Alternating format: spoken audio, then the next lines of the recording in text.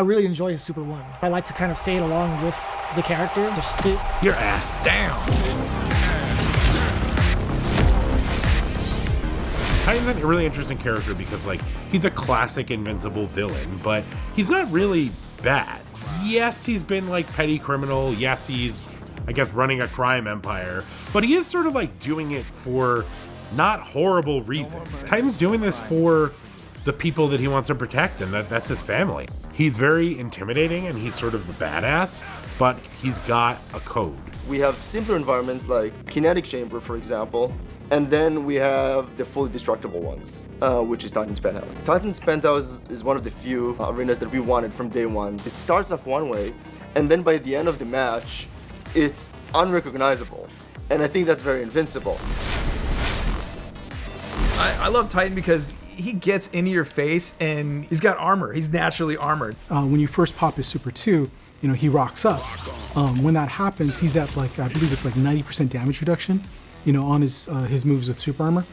But each time he takes a hit, it gets reduced to the point where I think when he's down at like 1 hit left, I think it's like 15%, you know, of damage reduction. With the cost of 1 super meter, I armor back up. I can also cancel with a heavy, cause a hard knockdown. So you start off in the rock form. Most of his specials have armor in this rock form, which is pretty dope. One of the biggest things I like to test people with this character is seeing how often they want to just apply pressure without any real thought to it. You could blow that up completely. He is a bullet. You know, he's a very big heavy hitter. He doesn't have the best mobility in the game, but he does have good range with normals. He also has a projectile. He can just kind of reach into the ground and pull out stones and chuck them at you, which I think is pretty dope. And the boosted version of it, he can actually hit.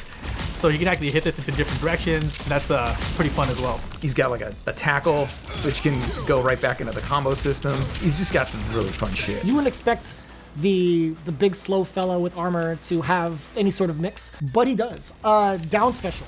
Not only does it have an armor, it also acts as an overhead. It also causes a ground bounce that allows you to do whatever you want and get a ton of damage or an ender, whatever you want. Some of the higher level, like really trolley level play that we've been seeing recently is they'll just wait, you know, and they'll wait for you to do anything. And they're like, armor, you know, like, I win. That kind of has led to a lot of discussions on how we challenge, you know, armored moves. This is what we believe we're going to ship with, and obviously meta changes over time, but right now, boosted moves can armor break, and so we like that exchange. There's risk, there's reward, depending on the decisions that you make. We always want you paying attention. I wouldn't mind teaming him up with Mark. You get to be such a battery with Mark, which really sets up Titan for success is the same way he did in the show. As far as what kind of assists you want to run with them, the main thing is really going to be this down special for the overhead. But a lot of his specials are also pretty punishable too. So you want to have assists that'll cover you when you're trying to hit this overhead, basically. I like playing with like Omni-Man or Battle Beast. I like bullying people with that team. Or even pairing him up with like Lucan and Monster Girl. But he's got so much utility.